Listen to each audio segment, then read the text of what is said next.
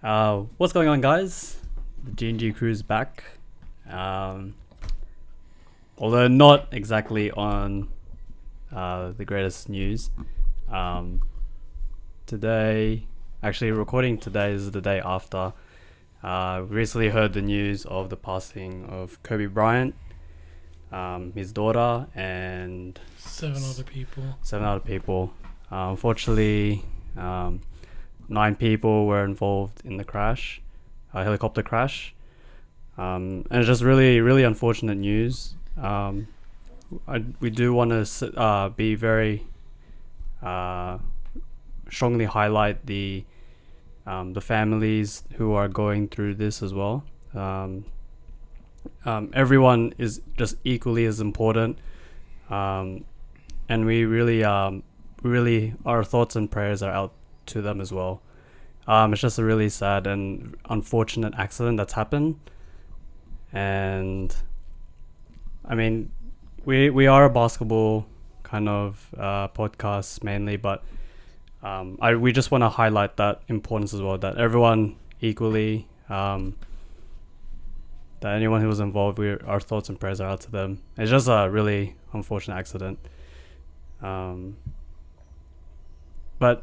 I think moving on to, I guess, the passing of Kobe Bryant and his daughter, Gianna. It was very tough. A lot of us actually was hit in a very different way, in a way that I don't think people actually expected it to. All of us here are great fans of the game, but I think most importantly, we also respected the players and the men outside of the court as well. So, man, I actually don't know how to kind of start this, but It shocked everyone. You don't need to be like a Kobe Bryant fan.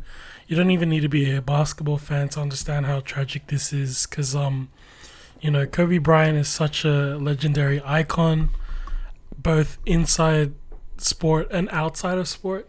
Like, you guys agree with me with that one? yeah. I know it hit like us three. It hit us in a different way. I know for EJ it hit him personally because that's his favorite player of all time. It hit Patrick, because it's basketball and it's a legendary icon. It hit me both basketball wise, but also in a way of like just being a father, because I can't imagine what it's like knowing that in the last moments I knew that I couldn't protect my own daughter, kind of thing. And it sucks knowing that it had to end this way. But I mean, I guess what Patrick's trying to say is that it hit us in a specific way, and I'm pretty sure it hit everyone else in a specific way. You don't even need to be a basketball fan or a Kobe Bryant fan, but it hit someone. It hit a piece of someone, is what we're trying to say. Yeah, let's not forget the 9 people that were involved in that crash that didn't survive. Prayers to those victims and to all the families that, are involved with the with those victims. They lost someone that day. They were, getting ready to go to a game. They were just, flying over to a place where they were going to socialize, come together as a community, and just really play basketball. And that was the thing that they love. I woke up on that day. Here it was around 8 a.m., like around 8:20ish, and I just heard my phone buzzing, and I was gonna read the messages, and then I saw the other notifications. I was like, and the 3 words that came, that I saw, I never thought I'd see to this day. To this day, I still don't believe those words were put into the same sentence. And the notification I read was, Kobe Bryant dead, and at that moment I was like, this is not real. Like, this is just a hoax. I went onto social media, and it confirmed the worst. And I was immediately, that feeling comes where you look up to your idol, you look up to your favorite player, you look up to someone that you really just inspired you, and you think, that person is never gonna die. Like, that person is truly an immortal. He's never gonna, you're never gonna see him on the news that something tragic happened to him. But it did, and it happened to one of the best to ever play the game. As Claude said, who a casual fan or hardcore fan, you either hated, loved, or respected Kobe Bryant, not only as a player but as an individual, as a person, as himself.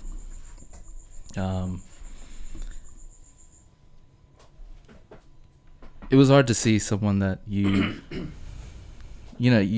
cry when you see him retire. But I cried harder that day when I knew that I never would have gotten a chance to meet him again, or just meet him at all. I've watched the Laker game live when I was only 3. I barely knew the game, but just seeing all the highlights and all the memories that you've gone through while he was playing, and you realize, like, damn, if I can never, the chances of me meeting him and talking about all the highlights that he did, all the things he did while he was playing, I can never say those things anymore. It was hard going into work today. Everyone brought it up. I tried to hold back my tears. Life is short, and Kobe. As sad as it is, Kobe wouldn't want us to be sad. He'd want us to fight through it, be resilient, and just come back stronger. And I think we got to realize that, whether he died at 41 or 91, we got to realize that he lived a good life. I think he used his time to the best of his ability, his potential. Every day he worked hard, and he worked his butt off on everything. I think the one thing I learned from Kobe Bryant the most was to master your craft. Not just to learn it, but to master your craft. And I took that to heart every day, to just master your craft. Whatever you plan to do, whatever you choose to do, you got to master it, not just learn it. Just you got to master it. You got to be the best at it. And Kobe was the best at life. He was more than a basketball player to most of us. He was a role model for life in general, and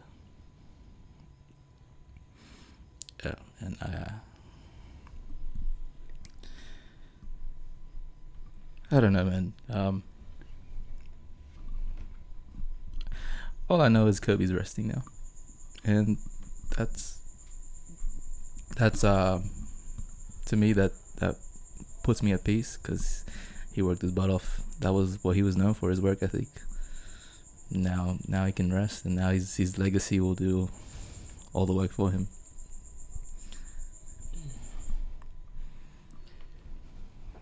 Yeah. For me, it was really a weird day. I literally woke up, I saw my phone, and I saw a message from one of the group chats. It was like Kobe, and it was like a sad emoji, sorry.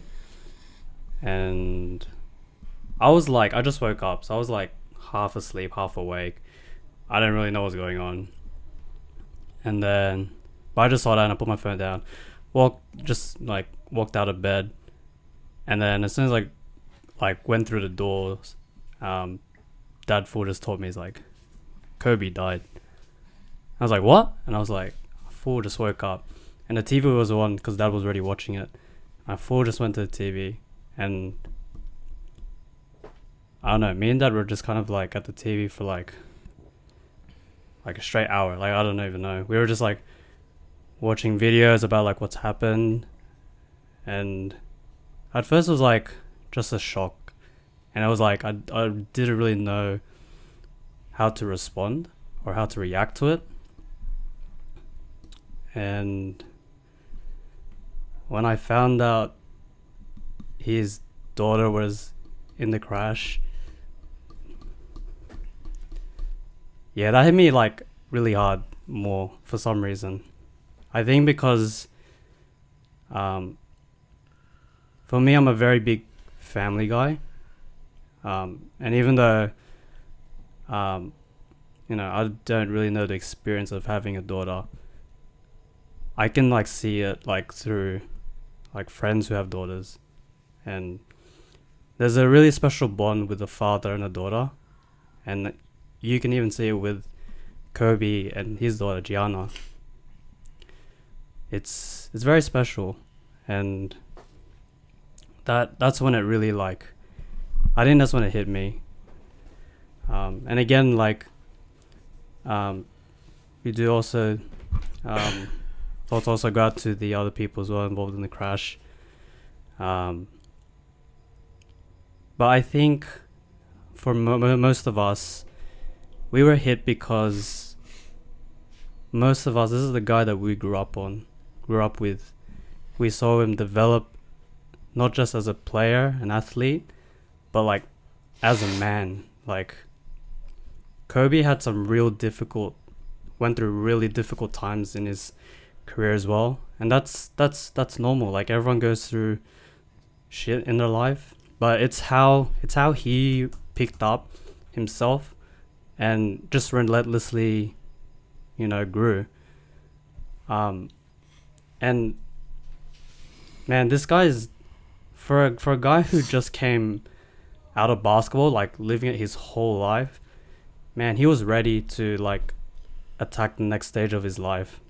And he actually was looking at doing a lot of things to help his community, but even most importantly, his family. Like, man, like, his kids are still pretty young, and as Clay says, like, can't really imagine like what would go through his wife Vanessa, what she's going through, especially they just had a kid. And I think me personally, like, I think if we're looking at Kobe specifically, it's crazy. Like, I used to hate this guy a lot. Like, every time we played a game or watching a game, like, I hated this guy. Like, this guy used to be not the same Kyle Lowry level. That's different. But no, but this Kobe, it was hate, but like hate out of respect. Like, every time he had the ball, it was kind of like, oh my goodness, like, this guy's pretty much just gonna score again. Like, that was kind of the respect I had. And I think Kobe hit me in a way where I think I learned how to be loyal and competitive in that way. Like, I think where I got my competitiveness is, I think, was actually drawn from Kobe in like sports, or even just like academics or any other part of my life. I feel like a lot of my competitiveness actually came from Kobe. And that's something I only just realized recently as well. Like, I had a lot of players that I looked up to, and other, even non-athletes as well. But I think when it came to like competitiveness, that was Kobe for me. And yeah, man, that day I cried like a few times because it was like surreal, and it was like also like, man, I don't even know this guy. Like, I've never met him before. Like, I don't even know why this hits me. But when you reflect on it, like, this guy actually had quite an impact on my life. And again, not just like on a basketball level, but it was like even on a off the court basis too. And it's a very strong influence, and it was a very good way to see him again to kind of develop more after basketball. I just looked up to him even more. I only started looking up to him, I think, the last season, and looking back on what he's done, I was like, man, this guy really, really cares about what he does, and his passion is just contagious. Like, you're not gonna find a lot of people who are like that, and to be able to inspire people with that passion as well, that's just incredible. And I know he could have still done a lot of things in his life after post. I know he had a lot of goals too, but like EJ, I agree with EJ as well. Like, I think he did the best that he could for like what he's done with his life. And even though he could have done more, he's really done a lot. It's a shame, but hopefully, actually, one of the things I remember I saw recently is that the one thing that he wants, hopefully eventually, is to be honored to being an inspiration to the next generation of athletes, or even just young people, next generation of young people. And man, like, I think he'll be it. Yeah, like as Patrick was saying, Kobe Bryant was playing in the NBA the year I was born, a year after Patrick was born, and 2 years before EJ was born. So he's practically played our entire lives, up until he retired. And just like Patrick, I was a Celtics fan, so I had the biggest hate for Kobe. Like, you know, during those battles, like, it's an obvious thing, but like Pat said, you hate him out of respect. It's not that you hate him as a person, but you hate him out of, like, you know, he just whooped your team's ass kind of thing. And you can't help but think, like, you know what? I so hate it. Like, I hate you right now, but in reality, if you played for your team, you know, you'd love it. You know, it's like when LeBron moved to Lakers, everyone loved it. You know, I know that when Kevin Durant moved to Golden State, everyone loved Kevin Durant in Golden State only. But when he moved to Brooklyn, people stopped hating him for going to Golden State. But, like, you know, Brooklyn people loved him. I guess, like, when this happened, like, I was driving my wife to work, and just before I started the car, I'm like, what? Like, Kobe Bryant was killed. And I'm thinking, like, man, this has got to be fake, or because I didn't read the whole thing, I didn't see why he died, but I thought, you know, just recently, LeBron James just passed him for a scoring title. Points scored. Yeah, point score. Like, he's now third place, and congrats to LeBron for doing that. So, what I was thinking was that, you know, he was, you know, how some people make jokes about, like, oh, he just got murdered on the court kind of thing. Someone dunks on someone, he just got murdered. Or like when someone crosses someone over, they say rest in peace, player's career, something like that. So I thought that's what he meant. And I'm like, wait, what? He's dead. And Kiara was like, wait, what? So I said, oh shit, you know, you're going to be late for work. So I'm driving, and Kiara's on the phone telling me all these things. Yeah, he's dead. It just happened this morning. And every sentence and every article she was reading, like, just a part of me was just died kind of thing. And it was gut-wrenching. Like EJ was saying, you know, towards the end of his career, like, as he was retiring, when he announced that he was retiring and that he had, like, it was his final season, it sucks. It really sucks. And I may not be a diehard Kobe fan like EJ. I didn't cry, but it just, you know, someone that played your entire life, someone who not only has the love for the game, but the biggest work ethic that I know. It was like you had so much respect for the Black Mamba. So when he retired, like, you know, a lot, especially as a Filipino, every Filipino loves Kobe Bryant. You're just like, yeah, you know, I'm happy that he's thing. But even until his final days on Earth, he never stopped working. You know, just before he retired, he was endorsing what's that drink? Body Armor. Yeah. Is it Body Armor? Yeah, Body Armor. He was the co-founder, and then even after he retired, he hosted basketball camps, and as he kept moving, as his life kept progressing, he even was the ambassador for FIBA. As he kept moving, he was one of, like, he just did a lot of things, and you knew he was making moves. He was trying to continue the brand of Body Armor. He was really sorry. Even won an Oscar. Yeah, there you go. He even won an Oscar as well. For Dear Basketball, which was animated short. He was just putting in work time in and time out. And when we found out that he passed away, I instantly messaged the group. I'm like, yo, is this true? Like, this shit's got to be fake.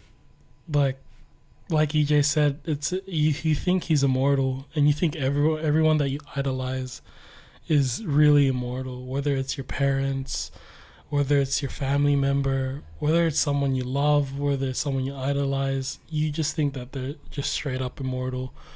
And for him to die so young, it just took a part of our childhood away. A lot of people that I knew a lot of people, like celebrities who threw tributes, you know, it was heartfelt when they said stuff like, you know, they didn't know him just as a player, but they knew him as a mentor. They knew him as a father of 4 kids, and, you know, he just had a baby who's not even 1 year, who hasn't even turned 1 yet.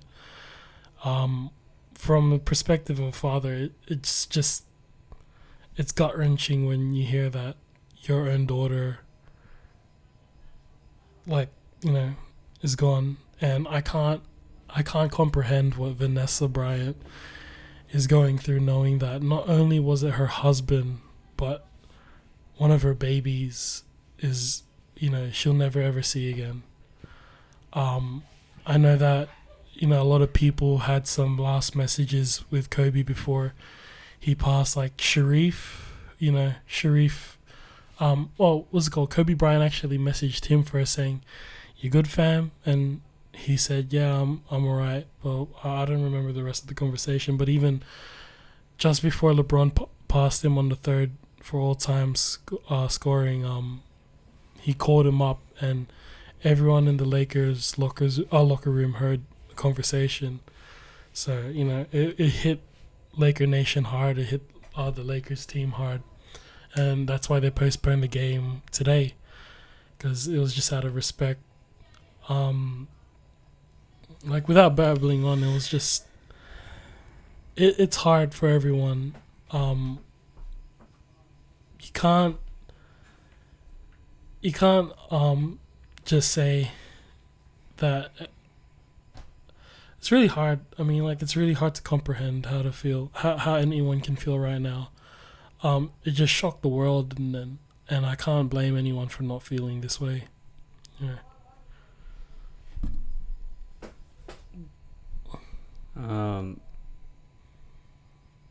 Does this, for any of you guys, like, did it kind of, was there like a bit of any, like, kind of, I guess, wake up call, or like something that struck you from his passing, like, whether it be like just as, you know, as him, like as a person himself, or in general kind of thing?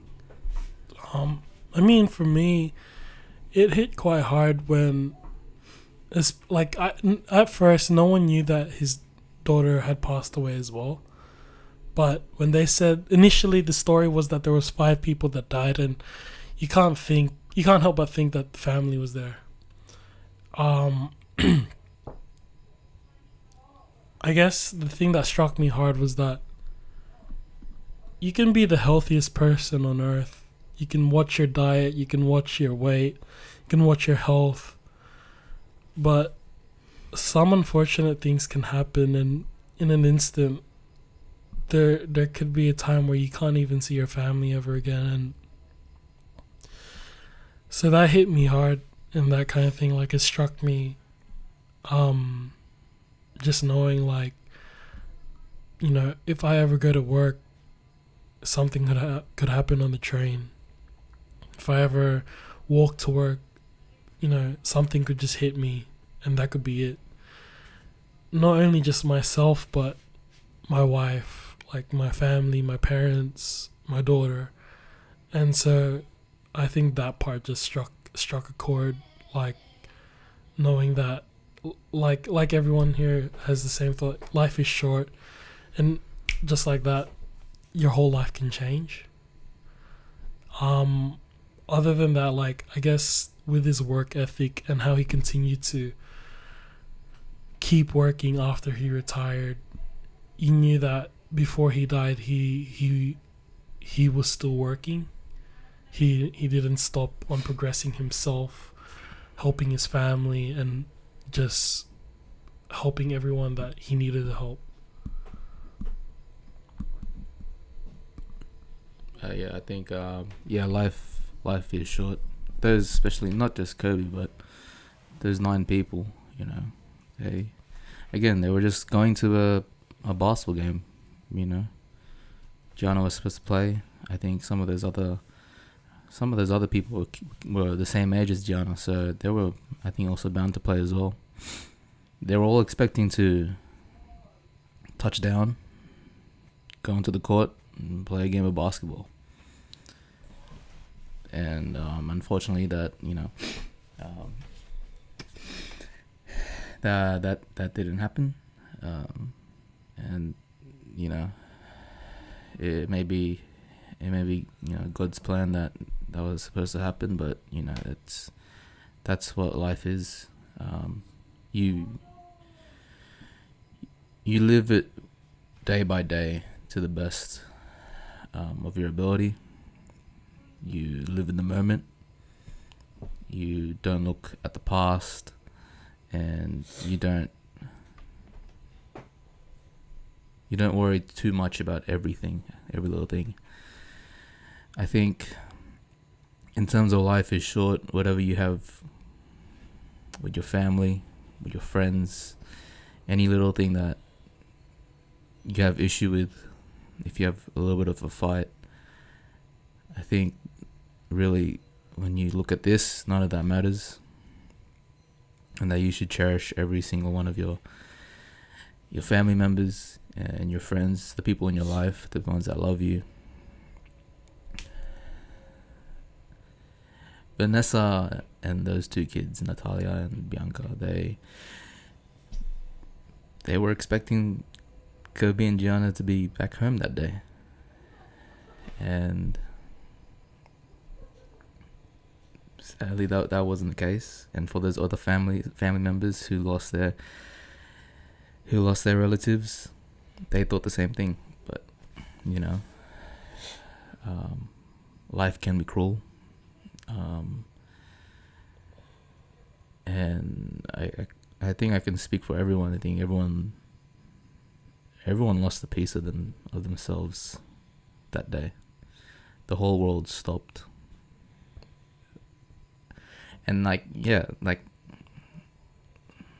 he was, like, Kobe was such an icon, not only to the basketball community, but to the whole world. Like, he was a global figure, a global influencer. He did a lot of things with other athletes, like Lionel Messi. He was heavily involved in China, in the Philippines, where basketball is the number one sport. They really hit them hard. Yeah. When a world icon dies so young, even though he's not playing anymore, to make the world stop, you realize how much of an impact he had on everyone's lives. I hope that on that day, actually, like, I really did not want to check social media, but I hoped every time when I went on social media that I just thought, like, yo, Kobe's okay. It's a hoax, it's just an accident. Like, he's just injured. But that thing never came up. And sometimes you gotta face the sad reality that these things are true. But again, you realize that not only Kobe, but probably all these victims, I think they lived life to the fullest. And we should appreciate what they all done in their lives to not only themselves, but, the people around them. Appreciate the moments that they've shared with other people and just admire them rather than, as sad as it is, mourn the loss of these guys. So yeah, that's what I think I really learned from this incident, is that life is pretty short, and it can happen to the best of us. Sadly, it happens to the best of us. Yeah. I think for me, it's like life is short, but it's very, very precious. Like, I think for me, I hope this is also kind of like, I guess, a wake-up call for people who are just, I guess, struggling in life. Like, man, like, I don't think you realize how much of an impact you can have on someone. Like, you don't have to be as big as, like, Kobe Bryant.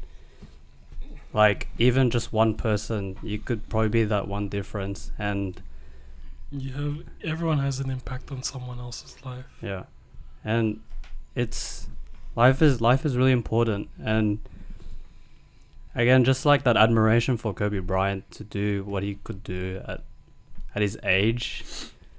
For me, it's like, for a person who right now is kind of trying to figure out things in his life, I think that really kind of inspired me as well, like, to be able to give in the best way that I can. And Kobe definitely did that the best way he can. And so I feel like in that sense, it really struck a chord, in the sense that I trying to find my identity in a way that can be of service to others. Because yeah, that man was a father, and he's a great mentor to a lot of players, and being a coach, and just being a loving husband as well. I think it's like important that, that life, you should again realize like that, life is very important and should never be taken for granted. And again, with those other victims as well in the crash, family members and friends of them are affected too. And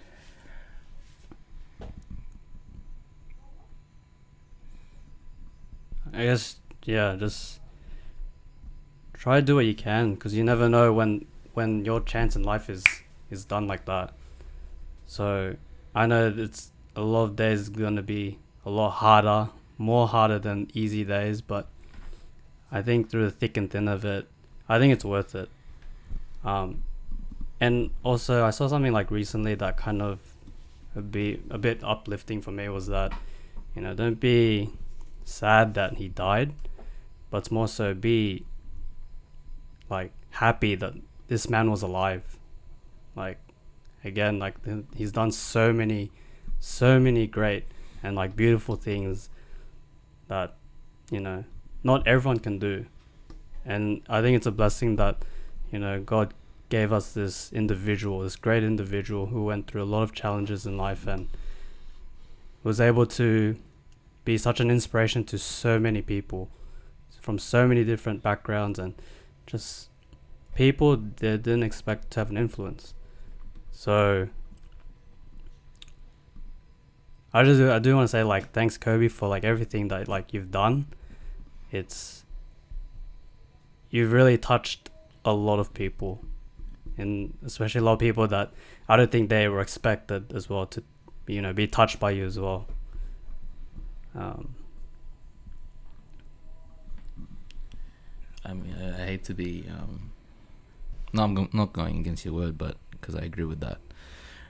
But I think something that really affected me was an interview with Kobe. I think it was Jimmy Fallon or Jimmy Kimmel, and they were talking about the fans that they run up to Kobe Bryant, and they were like, and Kobe was like, yeah, they always come up to me and they say, and Gianna's right next to me.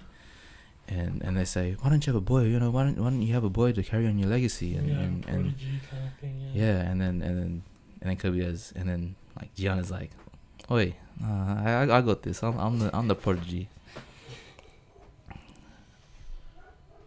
Yeah, like sorry.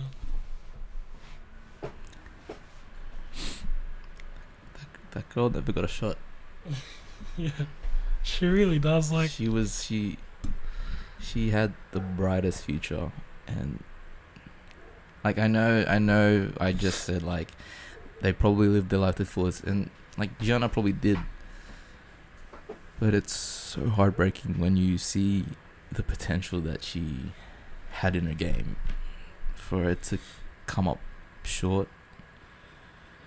We never really got to see, we'll never get to see the full potential of Gianna Bryant. She had dreams like to be in the WNBA. She had dreams to become a college star, and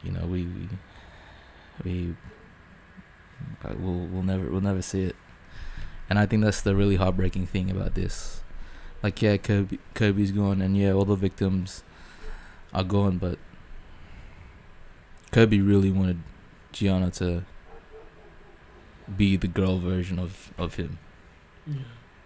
And we saw glimpses of it, but we never saw the true and final form of her. And I think that's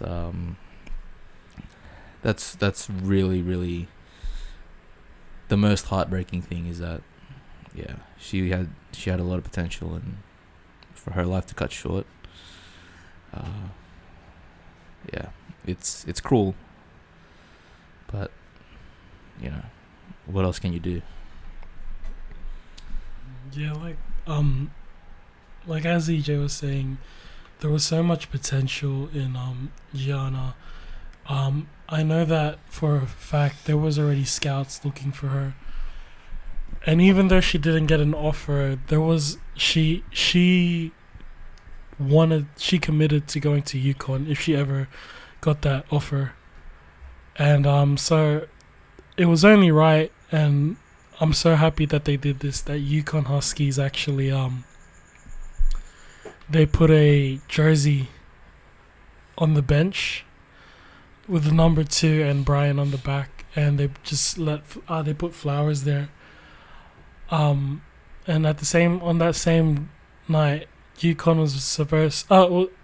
versed Team USA, so they had like all these Diana Taurasi, I think Deladone was in there, and they all just like the NBA did, at the start, like the first 24 and 8 seconds of the game, they did the they did the violation in honor of respect to Kobe. like EJ was saying, it sucks because we would never get to see that potential at its full, At its full level peak. kind of thing. Yeah, at its Yeah. peak. And I don't know. I want everyone to watch the highlights of Gianna because you can see she's got the exact same footwork as Kobe. She's got the fade like Kobe. She knows how to drive like Kobe. And for someone her age, and I'm not trying to sound sexist here, but as a girl, especially at 13, having that kind of IQ, that footwork, and just the tenacity of the game, just like her dad, it's just crazy. It's insane. And I can honestly say that she would have changed the game of WNBA. I know that Kobe was going to NBA games wearing a WNBA jumper, and I think Kobe was like the number one fan of the WNBA who was an NBA player. You know, if I can honestly say that if Gigi was alive today and moving forward, that she would get into the WNBA, she could single-handedly change the game. She could single-handedly make the WNBA into what it should be, something bigger than just, a bunch of women who's only earning, 45K as a base salary, whereas people in the NBA who aren't even that like properly good are earning close to millions of dollars. Yeah, she would have been the game changer. She would have been the game changer. She would have been, Magic Johnson, Larry Bird, David Stern, Michael Jordan in one. Like the people who changed the NBA, she could have done that herself single-handedly. And it sucks that we never get to see it at its peak, but I know that for a fact that she did work her heart out for the game. I know that I don't know what the team's name, but the team that Kobe coached, they lived their heart out to the game. And I know every one of them misses their coach and their fellow player and the other people who have passed away in the incident. All of them alone, like Patrick was saying, they would have made an impact on someone's life. And moving on to like what Pat said about whether you have it hard right now and you're having a hard time and you're struggling with life, just know that you do care. You do mean something to someone. Whether or not it's you feel like you're worthless, or whether or not you feel like no one loves you, trust me, someone you've met in your life has you would have had an impact on them. And so I advise you just to push through it, because some people aren't fortunate enough to live that kind of life. And it may be hard now, but I assure you push through it. You're gonna make it.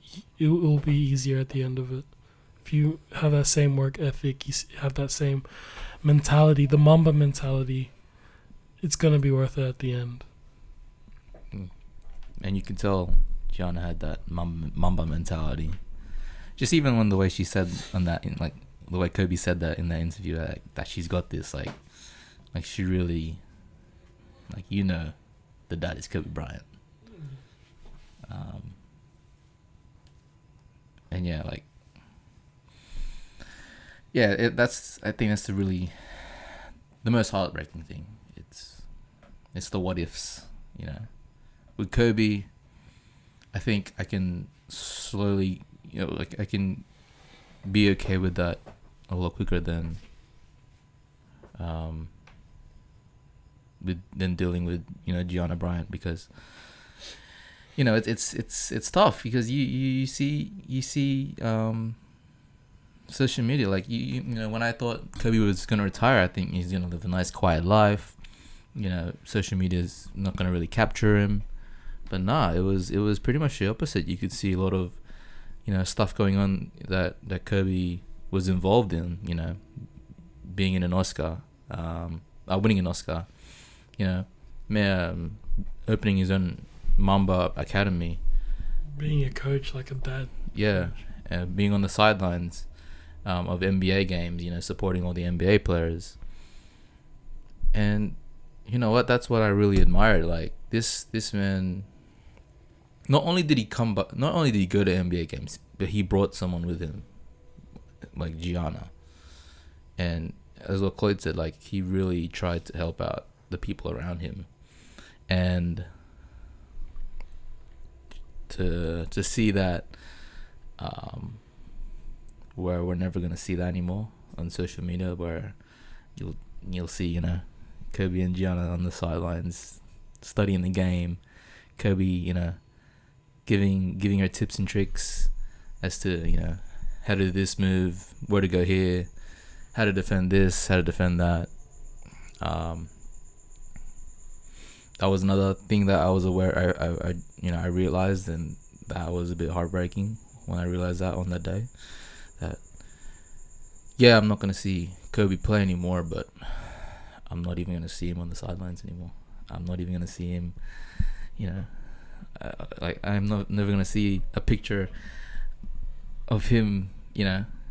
Just going to tomorrow's NBA game. It's pretty surreal. It's pretty, it's you want to think it's fake, but yeah, that's the reality of it.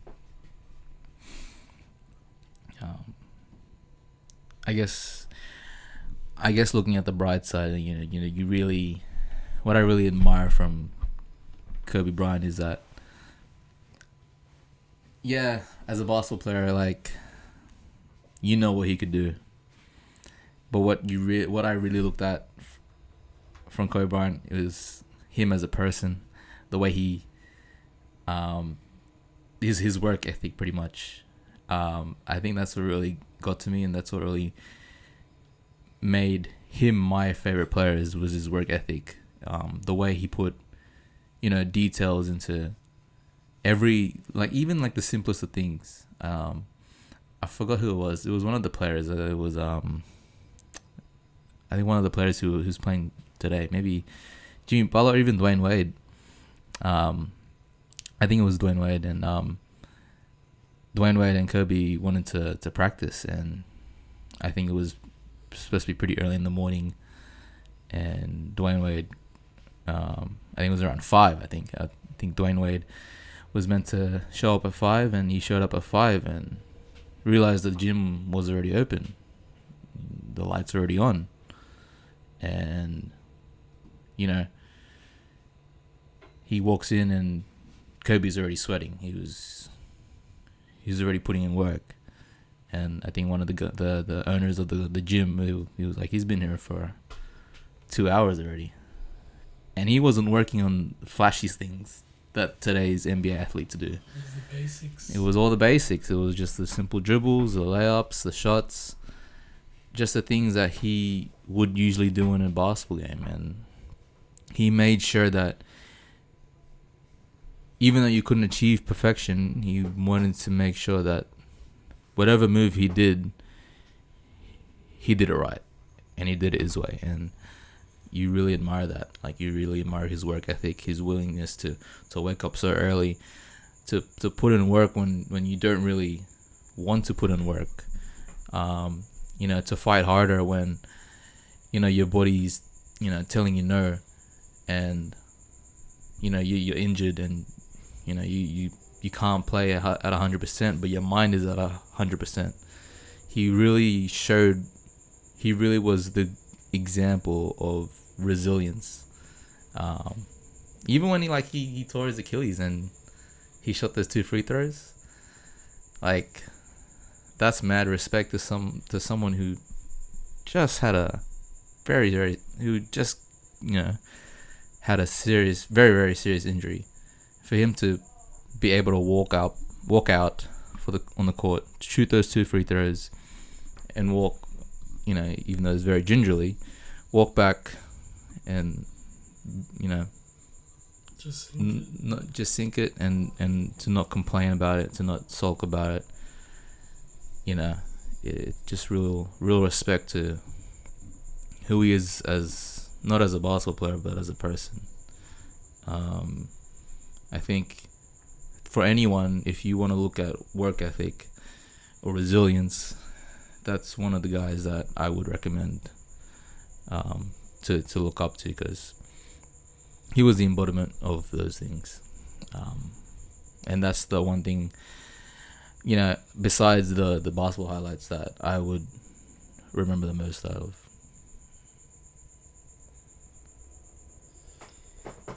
Yeah, I think sometimes when people are asking, like random people, like, what do you remember about Kobe Bryant the most? It was always about like highlights and basketball stuff. Like, whilst they're all good, I think people forget that this person was just a man, and this man accomplished a lot, and all that other stuff is just icing on the cake of what he was able to master. Just one thing. It was just that mentality, and that was a reflection of all his accolades. And I think it's important to know that, because he wasn't only able to just do that on the court, but he was able to do it with his family. He was able to do it with, other endorsements, his business side, like everything. And he took that in a way that, whoever he helps out, he's gonna give it his all. And I think people forget about that too. That this guy was a man. And yes, we do appreciate and remember the things he's done basketball wise, but let's not forget as well that this was a human being who's done a lot, and he's cared a lot for many people as well. I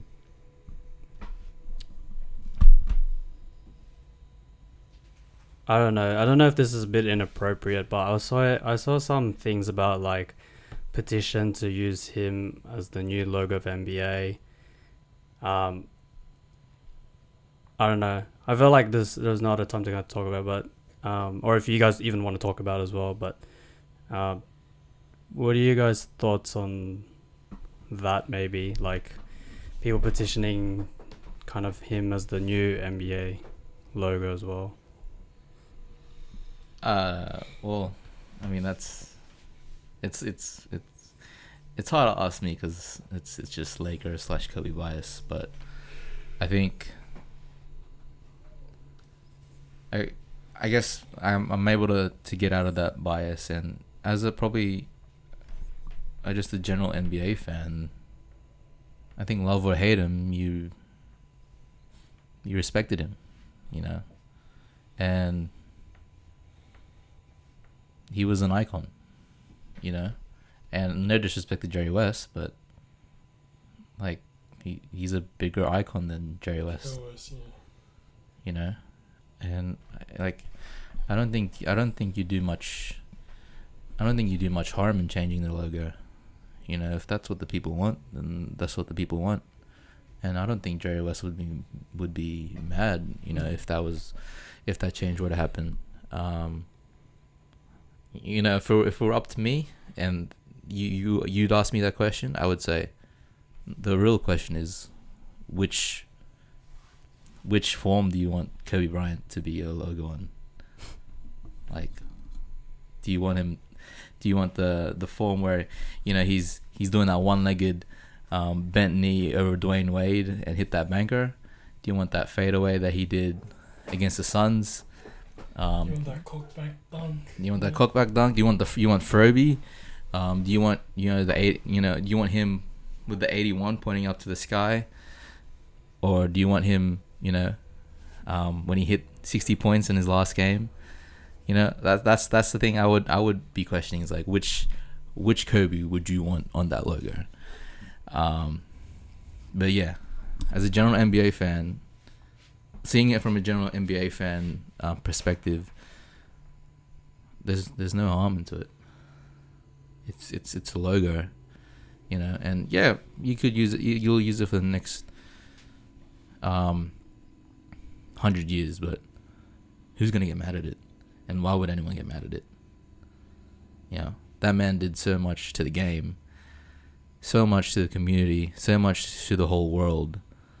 Why would you get mad at someone? Why would you get mad at a logo change? I mean, it's a bit petty, and it's a bit, you know, I guess some people may be scared of change, but I'm all for it. I'm all for it. It's a logo, and you know, he's an icon. Icons and logos, they match. They live forever. Yeah, they live forever. It's easily identifiable. Look at the Jordan logo. Like, that's, as soon as you see the jump, as soon as you see it, you'll notice that's Jordan. Kobe, well, I don't know, the fade. Yeah, that could be you know, Kobe's logo, and that could be the NBA logo, and you could immediately identify, you know, that to be Kobe. And you can tell future generations, like, whenever they ask, who's that man in that logo? No one's gonna know. No offense to Jerry West, but no one's gonna know who Jerry West is. You know, because they don't have the footage, they don't have the stats, you know, to show for it. But you can always go on YouTube and pop up a Kobe Bryant highlight and say, that man. There'll be every kind of game that you'll see that he played will be on the highlight reel. You can say to your kids, that man impacted my life, not only in basketball, but in life in general.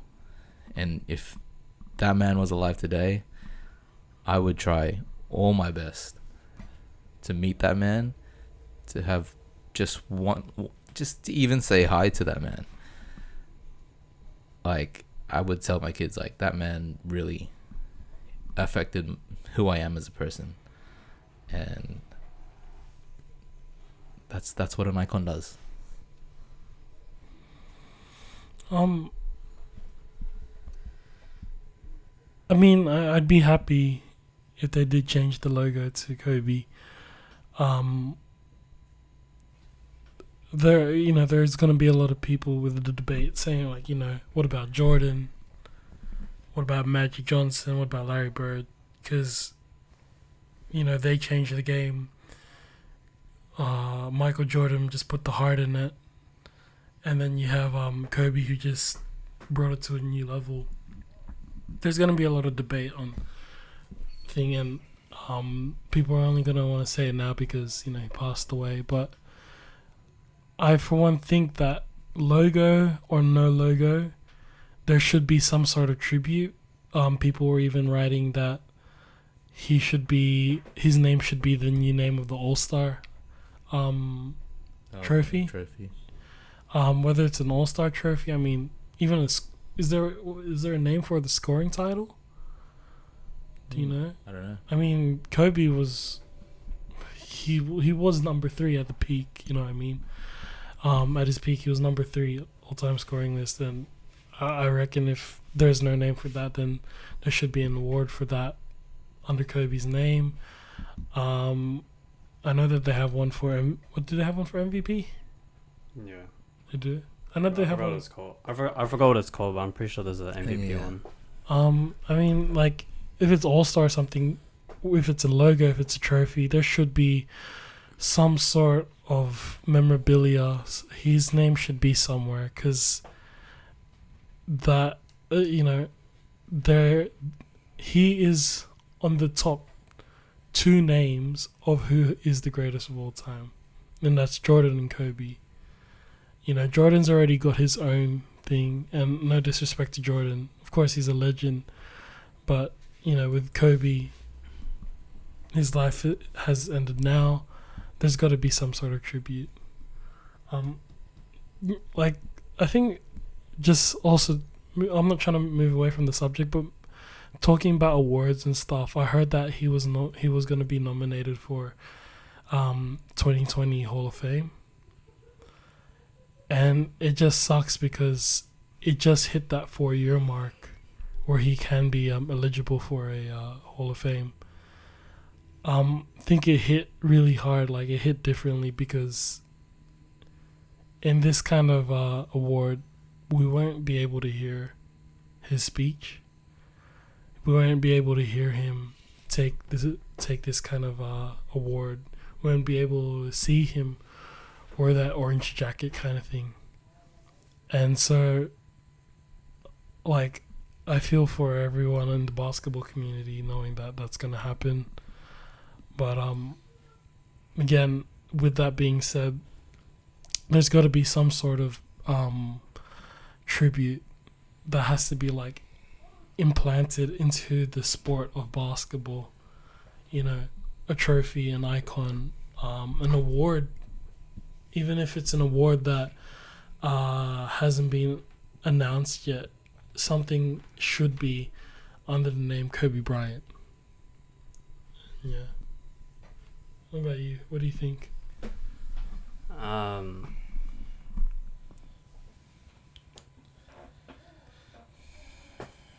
For me, it's like, and you just already heard like how much I love Kobe and how much respect I have for him. And I don't know, maybe it's just a traditionalist part of me coming into it, but I think there's other ways of how you can honor Kobe. Like, yes, it'd probably be good, and I wouldn't be mad either, but I'm pretty sure there's better ways and other ways to, I guess, kind of pay respects or honor or commemorate him. And like you said, like even through like maybe other awards, I just think, like, would it have been the same if he was alive still and like he passed away? Like, will he still have made that logo kind of thing? Like, yes, I understand, and like, of course, it'd be good as well, but I don't think that's probably, for me personally, is like, I don't think that's the way to go about it. I think everyone's like pretty emotional about it right now and stuff like that. And obviously everyone wants to find the best way to honor Kobe, but I think there's other ways. There's always other ways of doing it. And again, no disrespect to him and stuff, but there's always a way. And I think knowing like the NBA association, they really respect Kobe as well. I'm sure they're going to find a lot of ways to do that. So, yeah, that's just my two cents on it. Yeah, I don't know. Did you guys want to add in anything else as well? I don't know. What was your favorite Kobe memory?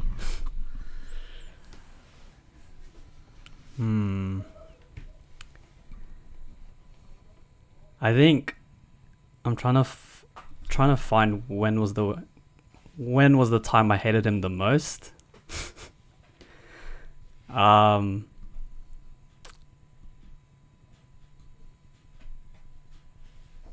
Maybe you didn't hate him.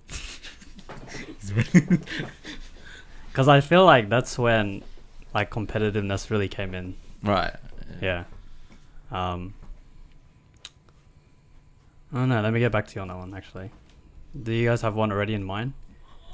Sort of. Like, for me, this was what changed my perspective of Kobe. Because everyone always used to say that Kobe doesn't pass. And, like, although it's a meme, generally it is true. But the one thing that not a lot of people realized was, at the time, was although he didn't pass, he had an extensive IQ. That one moment I'm talking about is when he was going coast to coast. He crossed over to his left, did a 360 spin on his player, and as he was going for a layup or a dunk, he wrapped it around the defender and passed it to Pau Gasol. And that one, like, I just remember watching it. I was here in Patrick's house. We were watching it, and I was like, "Yo, what the?" And I just remember, like, as soon as that happened, went straight home, I'm practicing that around the thing, and the thing was, as a short, chubby kid, you can't get your arm around people like that. So I think that was the one move I really admired, and just seeing that, like, how his IQ was, because in that one spin, he took a quick glance at the court and whoever was behind him. And, like, I know I'm going elaborate here, but just seeing that, like, it was so quick to even have a quick look that as soon as he went for a layup, he just decided, okay, nah, you know what, passing it. So went straight to Pau Gasol, and ever since then, I guess that move sort of changed the way I played, because taking a quick glance up, like, we were always told as fillers to dribble, and we were always told to look up, but it's very hard to. For me, it was. I know Patrick's always been a point guard, so it's thing, but I learned that just taking one glance up, you can take a memory shot, and you know where everyone is. And so I remember ever since that move, I made some pretty sick passes in game. Like, I've done, like, behind the backs, and, like, people were like, well, how did you even know he was there? And I'm like, I knew he was coming. Like, but in reality, I took that quick glance. I remember in Wallamai, I did this one move, and shout out to Shane Sandler for making the shot, because if we didn't, we would have lost that semi-finals game. But I was dribbling in, and I had 8 points, which at the time under 14s was pretty big. If you had 8 points, came in and someone was about to foul me, but I saw Shane on the corner in my peripheral vision, passed it to him, shot the three, we won the game. And so yeah, I guess that move was a turning point in the way I played basketball. I guess my favorite Kobe memory was his last game. I was funny story, because I was at uni, and I was literally actually just working with my uni group on a assignment that was probably due in a week, or maybe even less than that. Did you fail? No, we passed. We passed. And yeah, we were just working on the essay, but on another screen, like another window, I tuned in. I tuned into the game. It was on mute, but I could see everything. I could see him taking all this 50 to 60 shots, and then I saw the last 2 minutes, and I'm like, oh, this game's over. Oh man, Kobe's last game is gonna be in a loss. We're gonna lose to Utah. Who the hell loses to Utah? Like, come on, man. And this pretty much sums up the season. And like, this can't end. This farewell can't end like this. And here comes Kobe. He has the ball. Julius Randle sets the screen. He's hitting from the wings, and then it was like 90, 93, 92. And Julius Randle sets a mean screen on Gordon Hayward. Pretty much illegal because it was moving. And Kobe just sprints to the elbow, pulls up, and I could hear the commentator Mike Tirico.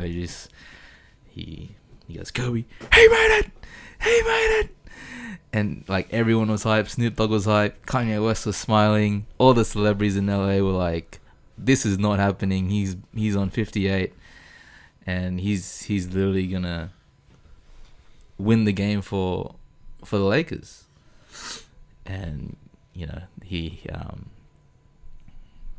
gets fouled, and there's 2 free throws, and he needs 2 more for 60, and he makes both of them, and everyone's euphoric.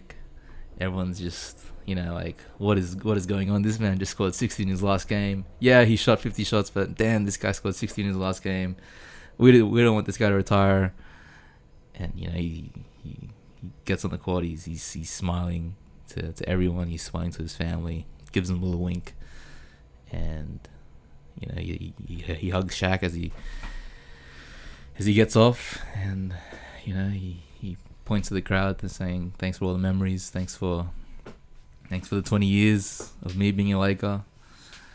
even though he could have not been a Laker for 20 years, but I'm glad he stayed as a Laker for 20 years. But that game, especially those last 2 minutes, pretty much summed up what Kobe Bryant was. Clutch.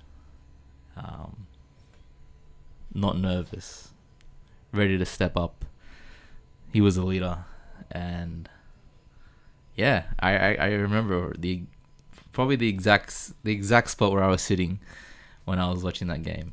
It was in the ground floor of the library, and I was trying not to to yell because it was in the silent space, but I was like, whoa, yo, Kobe just hit that, yo, Kobe. And then I was like, yo, I had to go. And then as soon as I left the library, I was like, whoa, what just happened? Kobe, don't retire. But yeah, I think that was my favorite memory. But also, and then another memory was, it's more funny than like memorable, but the Matt Barnes not flinching when he faked the ball to Kobe, and Kobe was just like whatever. I think that was just like, you knew Kobe had the biggest balls in history.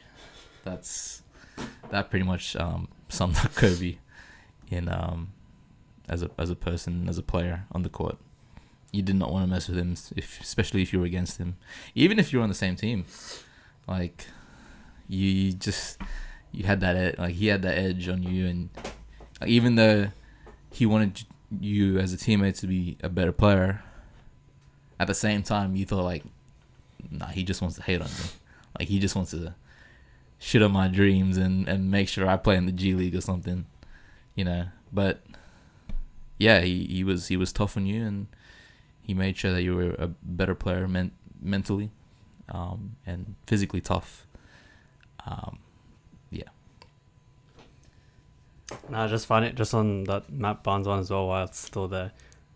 Yeah, that was like kind of one of the things I was thinking about. But it was funny as well because I remember there was like an interview with him about that. It's just funny because at the time you're just like, fuck, like, man, Kobe is such a badass, like, freaking gangster.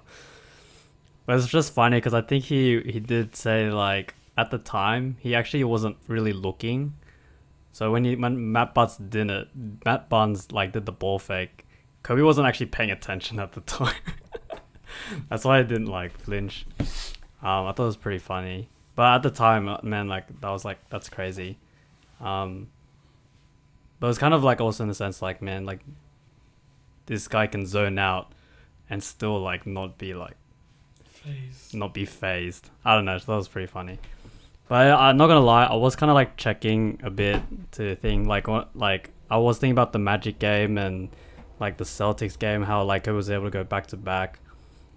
And yeah, really trying to find those like competitive moments. But I think for me, actually, the most memorable one was probably actually when he shot those free throws when he hurt his Achilles.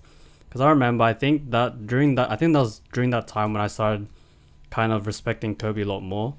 Especially I'm pretty sure he had another injury before. So he actually finished the season early and he came back. And for him to come back and all of a sudden, like, early on, he already had like another injury, the Achilles.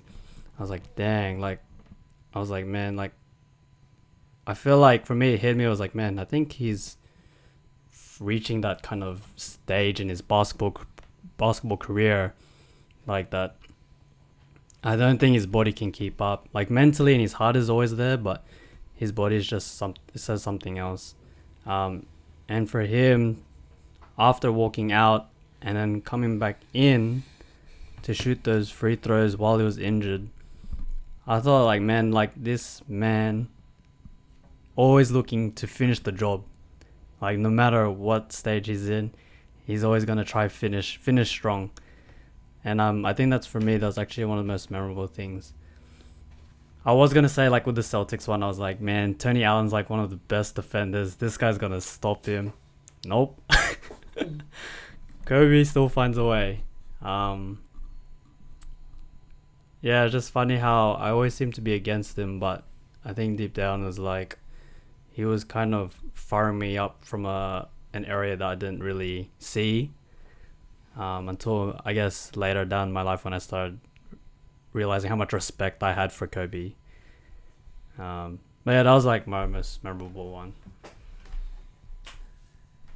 Outside of the NBA, I think the craziest memory I remember was Olympics, when actually two. One is Olympics, where D Wade stole the ball, and as it was going out of bounds, he lobbed it, and Kobe just came out of nowhere and just jammed it in. The other one was when he played in the PBA All-Star game, and he went all and one on one of the Geneva Kings players, where he just decided to go wrap around his head, and I'm like, what are you doing? But no one's gonna argue with him. He's Kobe Bryant. Yeah, him in the Philippines is just like, it was pretty cool knowing that. Especially the one thing that I like, it's not a memory, but the one cool thing that I know he did was when Philippines had that typhoon, and he made the Kobe 9 shoe, and underneath, he called it the Philippines edition. The reason why was because underneath was a silhouette of a thong or chinelas. And it was just like, it was crazy because I know at that time it was hard for my mom and my dad because that's where they're from, where the typhoon hit. Everything was just rebuilding for my family, for my mom and my dad, trying to rebuild the community as it was. And during that kind of time, Kobe just came up with this shoe and said, "This is for the Philippines." Sort of like hit as a Filipino, as a like kind of thing, because it wasn't just as a player, but knowing that someone outside of this thing, of this like Philippines tragedy was still caring about us. Like, I know I lost a lot of family members during that thing, and so when that happened, it was just like, it just like shone a sort of bright light in a dark situation. I remember when he came to the Philippines as well, there was just a whole bunch of Filipinos going, "Kobe Bryant, I love you!" And, "Oh my God, he signed my jersey!" I mean, just watching that on ABS-CBN, it was just like the funniest shit ever. But just like talking about that now, just shows that he wasn't just an icon for basketball. He wasn't just an icon for USA. He was an icon for every dialect, every language, every country, every wherever you're from. You black, white, Asian, European, you're there. He's living somewhere. Yeah. I think another funny memory that just came up in my head was when he won his 5th championship against the Celtics, and they did the post-game interview, and one of the guys like, "So you just won your 5th championship. It's a very memorable one because you just defeated the Celtics. What does this championship mean to you?" And I wasn't expecting this from Kobe, but what he said was, "Just got one more than Shaq." Just got one more than Shaq. And everyone was like, because it was like there was still like some sort of beef, but yeah, even Shaq came out with that diss track in public where he was like, in the club, "Kobe couldn't do it like me without me." Yeah. But yeah, like looking at that beef in general, and then for them to just come together and just really have closure on that and just really become, I guess, confirm themselves as friends again. I'm glad that happened, before this, and the camaraderie that they had together. I think that's one of the best we've ever seen in the NBA, in the game in general. One of the best duos to ever play, and I know Shaq was, despite all the beef they had, I know Shaq was very, very hurt by this. Even like, when you said Sharif, when they won those, when they were co-MVPs together, Kobe said to Shaq, give this trophy to Sharif, and Sharif still has that trophy to this day. I think that's really very, very special and very heartwarming from Kobe's part. But again, it just shows the friendship and the maturity that both these men had, and the respect that they had for each other. Yeah, no, I'll definitely miss like their interactions that they'll have. Whenever they meet up, it's always fun. It's always good to see how much respect they have for each other. Yeah, but I think Shaq really lost something that day too. I think more than what we have combined. I even know one of his closest friends, Tracy McGrady, it was hard for him, and everyone knows that I was a Tracy McGrady fan, and so even when Kobe announced that the hardest player he had ever had to guard was Tracy McGrady, and then all those interviews with Tracy McGrady that he did with, it was just it was crazy just to think that they were just a year apart, and they're both fresh out of high school. He's trying to live in Kobe's shadow, so must have hurt him, must have hurt all these other and people who played against him, not just Tracy McGrady, but what's his name, Jay Williams. He had a story where he was saying that when he before the game, he said, I'm gonna go train into the before his game against Kobe, he said he's gonna train in the gym before the game, and he's gonna make sure that he's there before Kobe. Yeah, before Kobe. But as he got to the gym, Kobe was already there. And even though Jay Williams already finished, he still stayed an extra hour after Jay finished. And Jay Williams was like, he's going to be tired out. But he dropped how much point? 50 points on him or something like that? Not only that, but Allen Iverson brought up a story where he was saying that on his first game against LA, Kobe actually picked him up from his hotel, and Kobe took him out to dinner.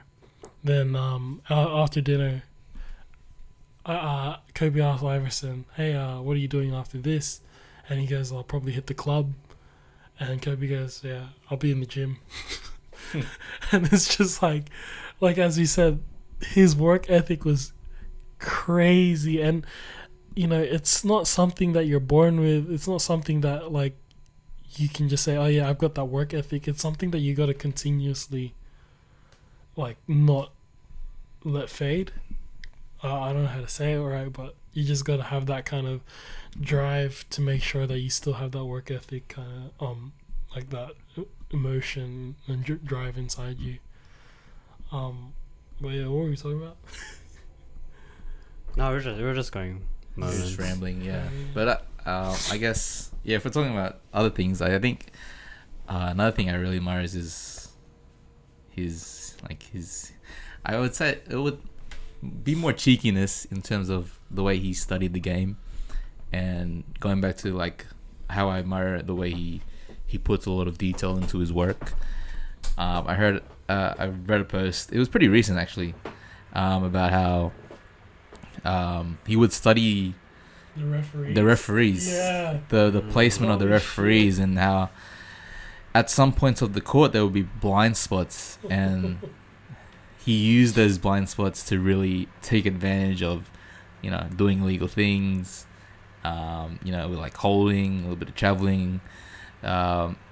He really studied the NBA handbook, the rules, and took it to his advantage. And that to me is a guy who's ahead of the game. He's ahead of his opponent. Not only is he studying his opponent, he's studying the refs. Who does that? No one does that. No one even thinks about doing that. Yeah, no one thinks about reading the rules. Oh yeah, don't travel, don't double dribble, shoot the ball, don't foul. That's it. But Kobe, man, he took it to another level, man. And he was just willing to win whenever. Another story, I think Kenny Smith, they were doing this charity event for the Hurricane Katrina, and I think it was in Oklahoma City, and it was a bunch of celebrities, NBA legends, and current NBA players. And Kenny Smith goes, and they're all on the bus. Kenny Smith comes into the bus, and he's like, "Hey guys, just really want to thank you guys for coming out. I really really appreciate it. This is for a good cause. It's for the people of Hurricane Katrina, raising good money, raising good awareness, and stuff like that. And just have a good game and all that." And then Kobe comes out of nowhere, is like, "Thanks for those kind words. But when I get on the court, I'm gonna whoop your ass, and I'm gonna play competitive." And that man, like, he's just that's competitiveness at any level. Like that, you can see that in a way as like a pretty dick move, but like, come on, man, like, he just wants to win. That's just being competitive, and that's just good willingness to win. Even it's funny because, like, as you say that, he also knew how to choose. Like, I don't know if it's like how he put it in NBA, but I know for a fact that he knows how to choose his fights, because I remember in an interview with T-Mac and Kobe, T-Mac asked the question, what would you like? Would you compete that same time that Vince Carter competed? And he's like, hell no. I don't want to lose to Vince because I want to play. I want to compete where I know I'm gonna win. And it just shows, like, like, he's just very smart, and he knows where he, like, I mean, maybe he's not gonna win, but he knows where he has a higher chance of winning, and he knows who's gonna beat him. In that case, if he was to join the 2000 dunk contest, obviously Vince Carter was gonna, beat him. I think it just shows, like, how passionate and how much he had love for the game. Like, you look at every other NBA player, like, you look at Michael Jordan, look at LeBron James, look at Steph Curry, and all those other great players, but I don't think anybody loved the game more than Kobe did. Like, I feel like he was the epitome of someone who just loved basketball. Someone who was just so committed. Like, you didn't really see him, like, going on a golf course, or, like, I mean, obviously, like, probably in his leisure time or something, but, like, it wasn't something like he full worked on his craft. It was like, for him, it was always at basketball, always in the basketball gym, working out, trying to be continuously being the better version of himself. And it's just like, man, like, and I think for him, it was like, I know his mentality is kind of like, just do it. Like, no bullshit, no all this and that, just do it. And one of the most memorable things I remember him saying was that he doesn't, he doesn't understand lazy people, and he doesn't even want to, like, he doesn't even want to understand it. I was like, fuck, like, man, like, that's, for me, like, I wish I kind of want to get to that mentality, but, like, man, that's just like a whole new, like, different level. And again, like, you just see it reflect on, like, other parts of his life as well. Yeah. And it's crazy to think, like, the work ethic he put in on the basketball court translated very well, especially after he retired. Like most NBA players, when they retire, you hear stories like, they're either bankrupt, they're struggling, they're doing nothing with their lives. But, and Kobe, like, I reckon he had that plan thought out ages before he even thought of retiring. I think he was set on what he wanted to do. He had goals and ideas, and he made them he made those dreams turn into reality. And, like, yeah, he had the resources for it, but damn, he had the initiative to do those things, and look where it turned out. He's successful in many different areas other than basketball, in terms of business, in terms of film, in terms of coaching. And then that's one thing. Another thing you're really gonna admire is that he was able to put in work ethic in anything that he put his mind to. And, like, he just made it successful. He made sure that whatever he did it right. Yeah. He was a crazy man for sure, but Like, and I think that's what most great players are. That they can be crazy, and Kobe was crazy. Like going back to that Matt Barnes thing, after that ball fake Kobe immediately tried to recruit him because he said, like, anyone that's crazy enough to do that shit to me, I can fuck with. Like, that they can play with me. And he did that to Matt Barnes, did that to Ron Artest, aka Meta World Peace. He did that with a lot of players, and like he had a lot of respect. Well, he had a lot of respect for players off the court, and he left all that, whatever that was said on the court, or whatever actions was left on the court, I think stayed on the court. And he fully respected anyone's game or anyone as a person off the court. I think that remind me, because I remember there's a story from like Richard Jefferson. I think it was like back in his maybe Nets days or something. It was a while ago, and I think his family came into town just to like kind of see the family, but his parents were like really big Kobe fans, and I think they had a really like important game. I don't remember if it was like a playoff game or it was an important game anyways. And I think just knowing how competitive Kobe was, long story short, like the game, Lakers lost, and I think he had like a real battle with Richard Jefferson. And then I think after the game, Richard Jefferson's parents were like asking like, "Oh, you reckon you can like ask if we can meet Kobe?" And then Richard Jefferson was like, "Man, I don't know, like you just lost." And then it's like there's a lot of stuff like on the court, and you're just gonna ask like at the end of the game, you can talk to her parents, but it's just like I'll just do it kind of thing. And then when you ask Kobe was just like, yeah, like I'm happy. Like he was more than happy to like talk to them, and even get like they had like a full good conversation as well. And it was back to the point where it's like everything like that was on the court is just on the court, and he just respected people in general outside.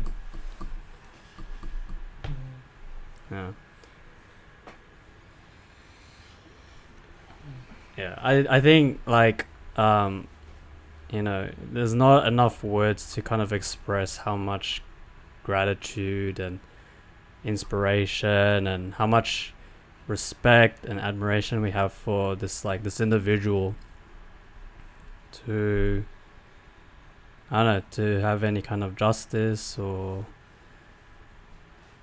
to what's just happened. And it was a very emotional day. I'm also kind of low-key glad that we didn't record on the day it happened, because I would have cried for sure. I mean, yeah. And even then, today was pretty bad too. Like I went to work. Yeah, I couldn't even do work. I was at times just like tearing up. Like, damn, like this ain't a dream. Like, you wake up and you're just thinking like, man, you wish it was fake. You wish it was just a dream, and you just wake up and you're like, nah, this can't be happening. This really can't be happening. And as you continue to just gather your thoughts, you're just like, it's depressing to just hear that, like, to even just wake up and think that, yeah, happened yesterday. I still can't believe it. Yeah. For me, I'm just always going to go back to that saying, don't be sad that he's gone. Be happy that this man was alive, and fortunately for us guys, like we grew up with this guy, and I'm really glad too, because in aspects of my life that I didn't realize, this man really affected me in a lot of good ways. Yeah, definitely. He was an icon, especially the people who weren't basketball players, because you know what? You throw a paper in that trash can, you yell at Kobe. You don't even know who Kobe is. You never even watch a game, but you yell at Kobe, it goes in. Damn. You Kobe Bryant. Even like shout out to Mel Mangerbang. He actually I I know that he listened to his podcast and all that stuff. There was like a podcast where Kobe was on. He even read Mamba Mentality. And that man's never played a game of basketball in his life. I know but what I know that he brought, like the reason why it impacted him was like he knew. Yeah, there you go. Kobe Bryant, Mamba Mentality and the Mind of a Champion. Like it just gave him some sort of like determination to put extra effort and extra work into what he's doing. And like I'm glad that he's a PT now. He's actually working at, I don't know. Are we gonna get paid for this if I say where he works? I don't know. Maybe I don't know. He works somewhere in a something in the city. But yeah, as I said, like people like Mel impacted him.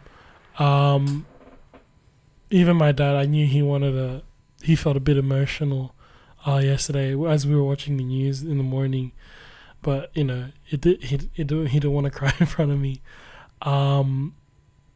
I was talking to some of my workmates, and some of them were saying that their kids called them up saying like, I can't believe this is happening.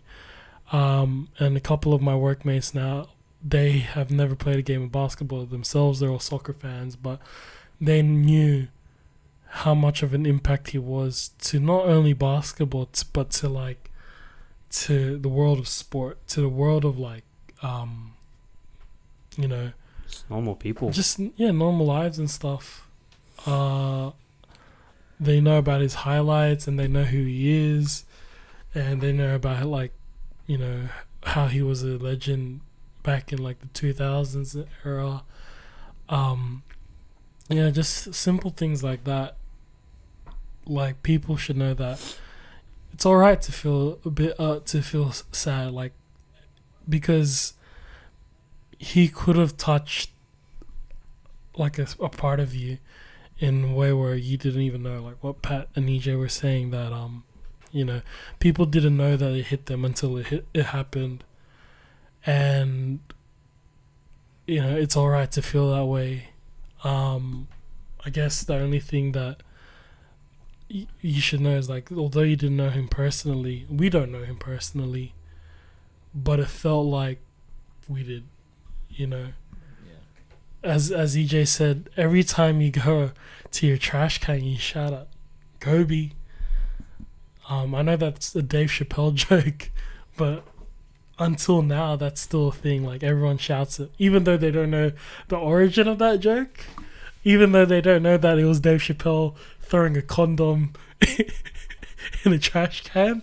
I didn't actually know that. Oh, there you go. See, like there was a joke behind it. I don't want to explain it further. You just gotta watch the Chappelle show. You explained enough. But So this wraps up the episode. all he did was he shouted out Kobe, and it just becomes a thing. And you know, I've seen on social media that there was a picture where someone actually said Kobe, but he didn't even shoot, and he fell to his knees and he just started crying. And like, maybe it's not happening right now, but I know that us three people in the world, they feel that, like, just having that thought. I knew, like, yesterday when it happened, I'm gonna tell you guys this story right now. Every time I change Kai's nappy, I roll it up into a ball and I throw it in the trash can calling Kobe. As I had Kai in my hand, I was about to yell, and I'm like, it was too hard. I didn't want to cry in front of Kai. I didn't want to just drop her, so I just said, all right. I threw it in. I just said, you know, I guess you don't know how I'm feeling yet, Kaya, but hopefully you don't get to feel this way. But yeah, as I said, it hits everyone, and it's like everyday things like that. A joke, throwing a ball, trash can, saying like Kobe, or even just like even Kanye West uses his name in things like I feel like Kobe. That shirt, you know, everyday things. There's always going to be some way that Kobe will fit into that kind of lifestyle, whether it's a joke, whether it's professional life, whether it's what he taught you in your and stuff. It's something will always relate to Kobe. And as this tragedy happened, nothing is ever gonna feel the same. As you know, it just changes everything.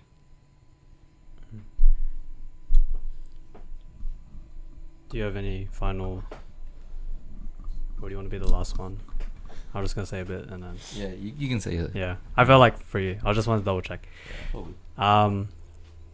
Yeah, I think for me, just mainly like, man, thanks Kobe. Like, you've been like a really great inspiration. Again, thoughts out to all those other people involved in the crash and the family and friends who also know them and related to them. Such a sad thing, but we thank all of them as well just for being alive, man. Like, obviously that I'm pretty sure not everyone got to do as much as they want out of this life, but hopefully they're in a better place.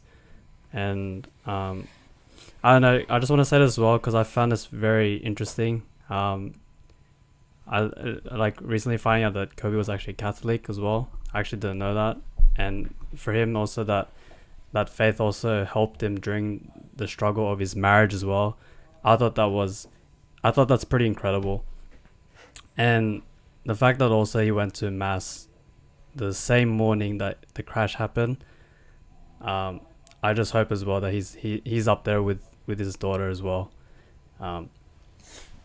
There's not a place I would wish them they'd be in, and we love them all, and hopefully this brings about, you know, eventually, whether it be sooner or later, that it brings out a positive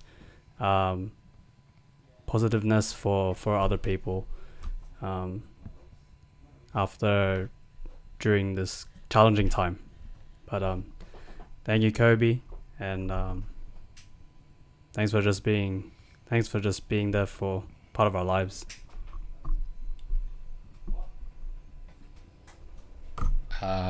Yeah, before I say thanks to Kobe, yeah, I'll just sort of repeat or resonate what Pat just said about, you know, the 8 other victims. Just thank you for existing in this earth. Like I definitely know that you have impacted someone's life, and that, you know, someone is deeply saddened by your loss. But I know you guys are up there, you know, and that you are resting in peace.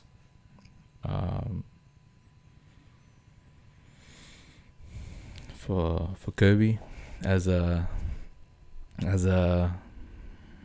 Laker fan, I thank you for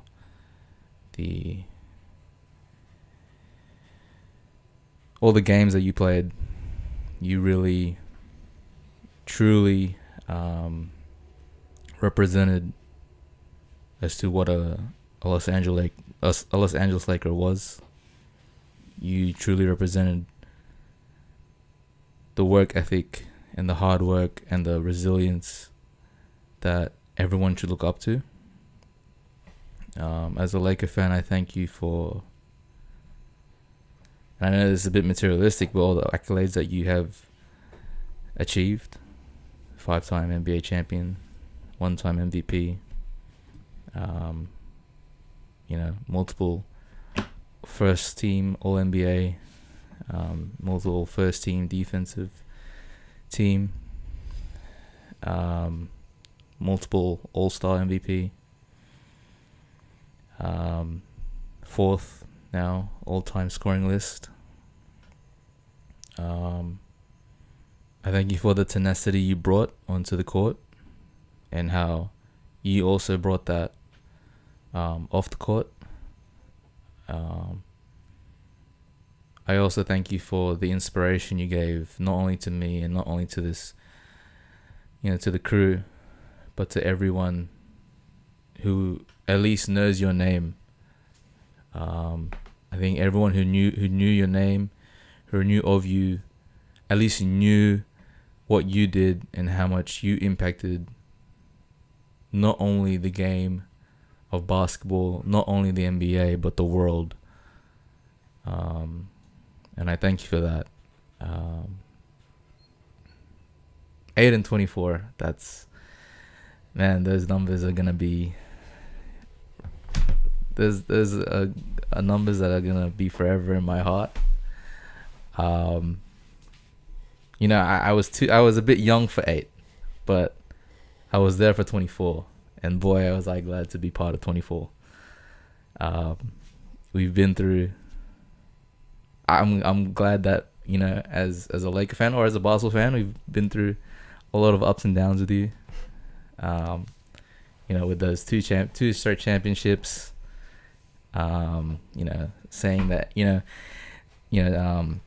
challenging all the doubters that you couldn't win by yourself. Or as a star player, as the star player, when you won 2 in a row without Shaq, and you proved everyone wrong. When you still fought, when you had those injuries when you were older, such as the Achilles and the knee. You showed how much fight you have in you, no matter what age you are. You showed also no matter what age you are, you still have to work on the basics. You still have to work on the same things in order to be great. And in order to be great, you have to put all your mind to what you truly love. And if you do, you will be successful. I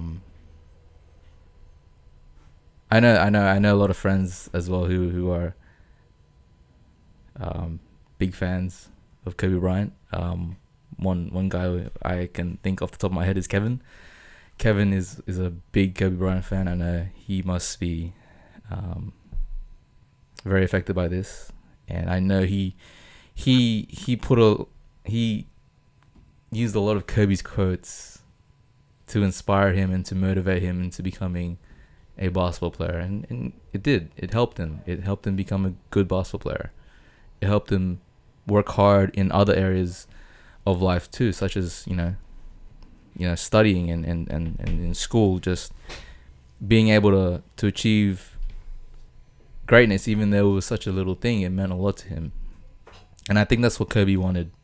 He wanted to let you know that you should pursue the things that you love and work on it. And if you continue to work on it, the rewards will show. And I think for everyone who knows Kobe Bryant, they should take those words into heart, and really try to have somewhat of a Mamba mentality in them. Kobe, I thank you for just being yourself, being a leader, a role model to me.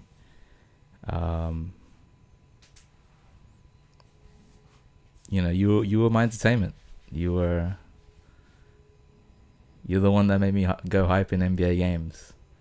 Even though we were having some terrible seasons, I was the one I was watching you the most. It didn't matter about D'Angelo Russell or the Jordan Clarksons or the Julius Randles in those terrible seasons. But damn, like Kobe, you were pretty damn old, but you were still balling, and I respect that. You worked your ass off every single day, no matter what. And now that your time has come, you can rest now. There's no need for you to work anymore. You've done your job, and now you're up there. You're living good with your daughter up there, and I just thank you for everything that you've done. You do not know how much you have impacted my life and impacted me as a person to become a better person, not only to myself, but also to just be better for others. you were my number one impact, my number one role model, my favorite player, and I think we are definitely truly gonna miss you.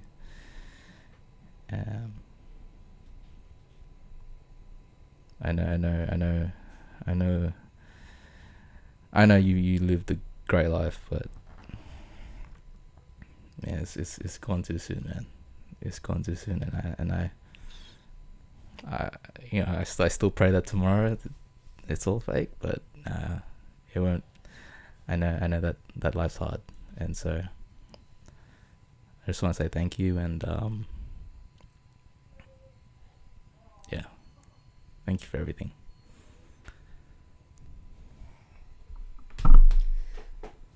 And Kobe will miss you.